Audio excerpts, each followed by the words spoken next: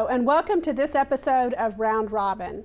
Today we have with us two people that are going to talk about tourism in the city of Hampton, and specifically the kinds of events that are going on or that are upcoming that residents will enjoy as much as the tourists who come here to attend them. So thank you, and welcome to Sallie Grant-DiVenuti and Mary Fugere from our Tourism Bureau. I know that we're planning very, very far ahead when I say this, but you have two big back-to-back things going on in Hampton in June that we want to let people know about so they can plan ahead. Tell us, the first one is going to be? First one will be Blackbeard, and that will happen the first weekend of June, and Opsail will be the second weekend of June. They kind of fall back-to-back. Blackbeard is a lead-in for Opsail, which is a regional event. It'll have hundreds of ships coming in here from all over the world.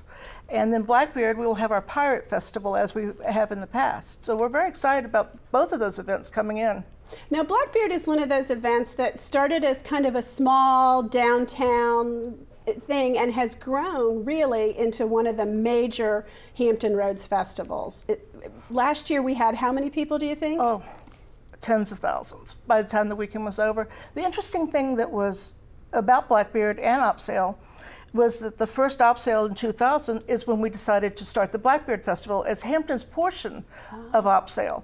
And our office partnered with the DHDP office, and that's the Downtown Hampton Partnership. Thank you.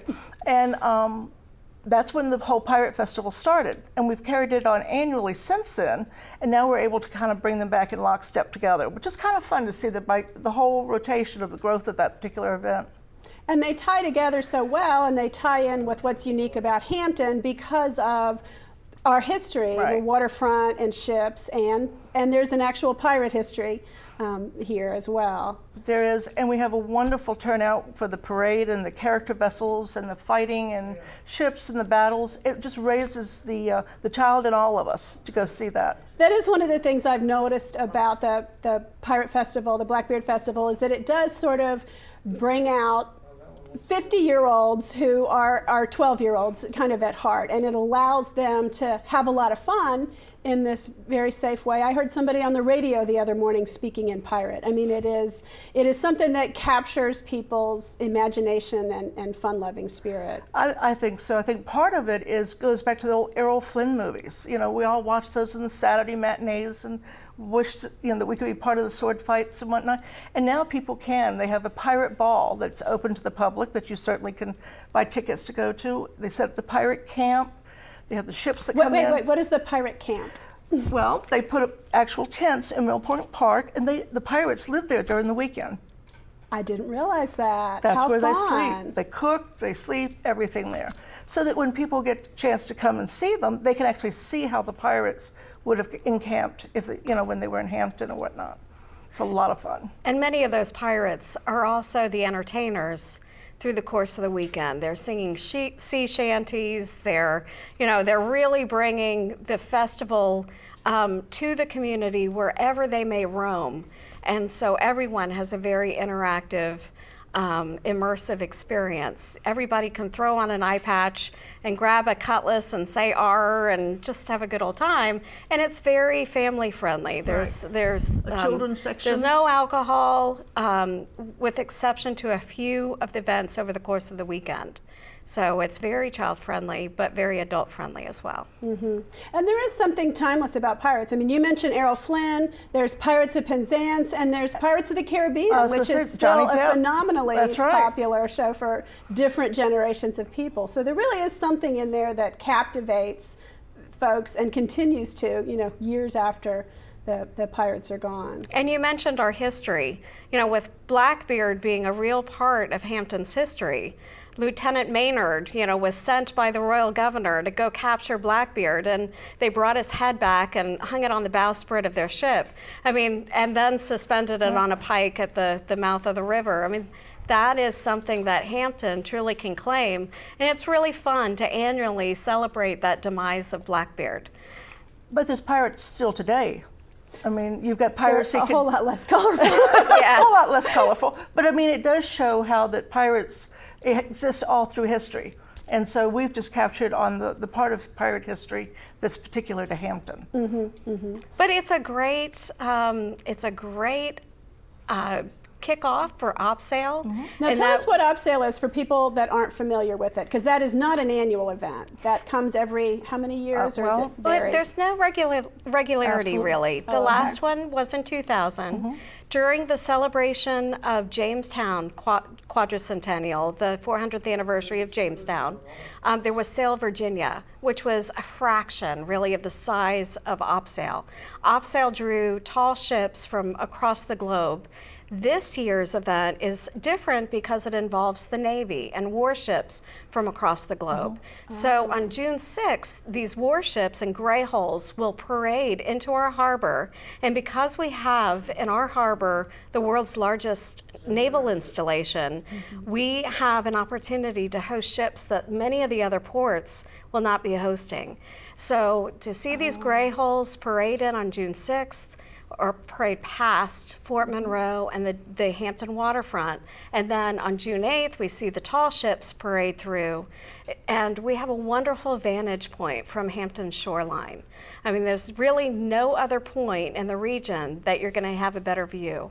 And when you say Hampton's shoreline, you mean kind of everywhere from Chesapeake Avenue to Fort Monroe. You're is that exactly right. You're It's exactly a long right. shoreline. It is. That's right. That's right. The greatest vantage point probably is there at the channel between Fort Monroe and Fort Wool. But there's really not a bad seat in the house if you go to visit any place along Chesapeake Avenue. Is a wonderful suggestion. Now, one of the reasons we're talking about this so early and frankly so often is because putting on these two events back to back that are going to be massive is going to take some extra help. We need all the volunteers we can possibly get. On our website at www.visithampton.com, there's a button that says volunteers. So if you're interested in coming out and volunteering with directions or helping to work with the pirates or helping with seating, we have just a wonderful array of opportunities for people, short windows of time, long windows of time. Please go to our website and sign up so that we can contact you and see where your interests might be. And what your capabilities might be. If you're not someone who is very mobile but really want to be part of the event, we can find a task that's appropriate. Everybody's If you have a welcome. boat, I assume there's things that you need done on the water. We do. We need just even helping out with the boats, getting ice to the pirates and helping them with that type of thing. So there's no shortage of things that we can use volunteers and have them help out to make this a wonderful festival. Well, that's great, and it is such a community event. I mean, I see more and more people turn out from that, and certainly we're attracting people from other places, but a lot of those are our Hampton residents who are just excited and enthused, and maybe they bring relatives in town. It's a good time to have people visit when there's so much going on. That's great. Yeah, it's a wonderful time to invite friends, relatives, and of course we see a lot of visiting friends and relatives on an annual basis, and there's never a shortage of activity. But one key element of Blackbeard and a lead-in to OpSale is the Pride of Baltimore, which will be docked in our harbor, docked on the Hampton River, during Blackbeard, and then participating in OpSale. The Pride of Baltimore 2 It's a large character schooner. Right, large character schooner. It's the sort of schooner that really played a part in winning the War of 1812. So it's very appropriate as OpSale it is, because Hampton, suffered quite a bit and was hurt during that war. That's right. It's integral Absolutely, to our history. and so this is the OpSale does commemorate the War of 1812, and so it's really a nice, very it's special year. a nice representative or a token representative of War of 1812 on our waterfront. Well, and the nice thing about it is the Pride of Baltimore will be open for the public. There's no charge for admission. You can actually come on and walk the decks and get a feel of the ship, and it's just a great opportunity to bring the family out. Now, one of the things, Sallie and Mary, your office spends a lot of time and effort, and your main charge is to bring people to Hampton, to bring visitors, to increase the number of people staying in our hotels, eating at our restaurants, paying those extra taxes that residents don't have to pay. Right.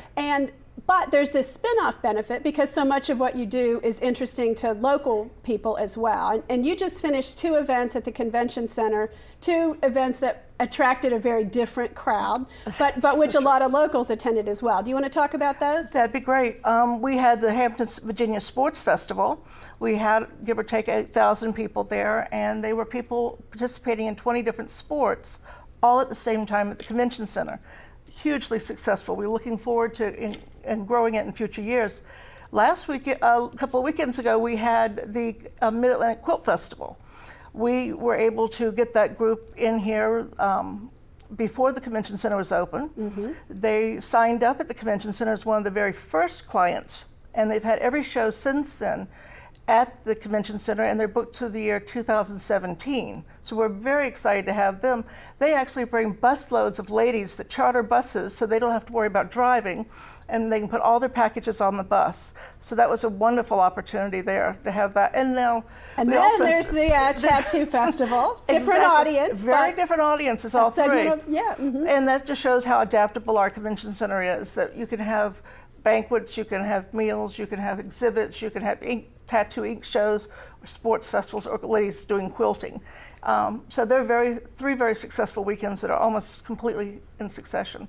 That's great. And we should mention real quickly that one of the main attractions this year is the sesquicentennial, continuing 4-year sesquicentennial of the Civil War. And we have a lot of Civil War events and reenactments and some special exhibits going on if people want to go out to those. Mary, do you want to highlight those for us? Sure. Of course, so much of our Civil War history revolves around Fort Monroe.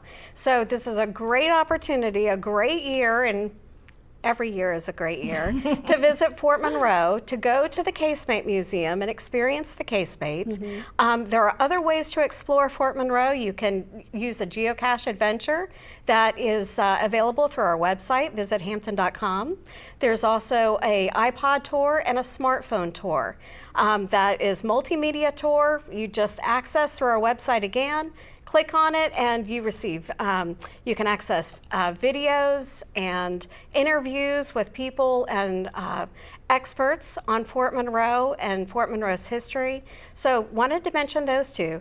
There's also the Civil War Sites Guide that's available. This is a comprehensive history written by Hampton's own John Corstein, but a wonderful history of Hampton and Civil War in Hampton, but also it lists all the different sites that you really should visit. Hampton History Museum, St. John's Church, Hampton University Museum, I've mentioned the Casemate Museum, and lots of other sites. There's also special exhibits even at the Virginia Air and Space Center. So use this as your guide. And where can people pick that up? They can pick it up at the Hampton Visitor Center, but we also have satellite centers at the Hampton Maritime Center on the downtown waterfront and at the Virginia Air and Space Center. But they also will not want to miss picking up the Hampton Visitor Guide. And in the Hampton Visitor Guide, there's an article about Hampton's Civil War. And there's also overview of exhibits at Hampton University Museum. They have Freedom Fighters exhibit featuring Harriet Tubman and Frederick Douglass on display there. And then, of course, an American Turning Point is on display at Hampton History Museum. This is just part one of a 2-part exhibit. So great year to explore our history. Also, Hunt for Hampton History is coming up on March 24th, and that is a great chance to see an American Turning Point. Great. Well, thank you so much for coming by, and I do think it's one of those things where those of us who live around this history every day sometimes never make it out to these special events. And people will come from out of town to see our museums, and sometimes, and I know it's true of people in DC, they don't get out to some of the riches that are there, but we need to remember, and I'm going to have you guys back to talk about this, periodically, what is right around us. And it's so important that people will come from out of town to see it, and all we have to do is get in the car and drive 10 minutes and spend some time at these attractions. So I don't want that to go unnoticed. Yeah, so. And a great way to do it is to pick up a Sea to Stars ticket. That ticket is an all-inclusive combo ticket to the Air and Space Center, to the IMAX Theater, Hampton Carousel, Hampton History Museum, and the Miss Hampton 2. Miss Hampton 2 goes to Fort Wool, so it's a great package at a wonderful price. Okay, well, thank you. Thank you so much for coming by today. Thank you for having us. Thank you. It's been great. And thank you. Thank you for watching this episode of Round Robin. I hope you'll come back for the next one. Thank you.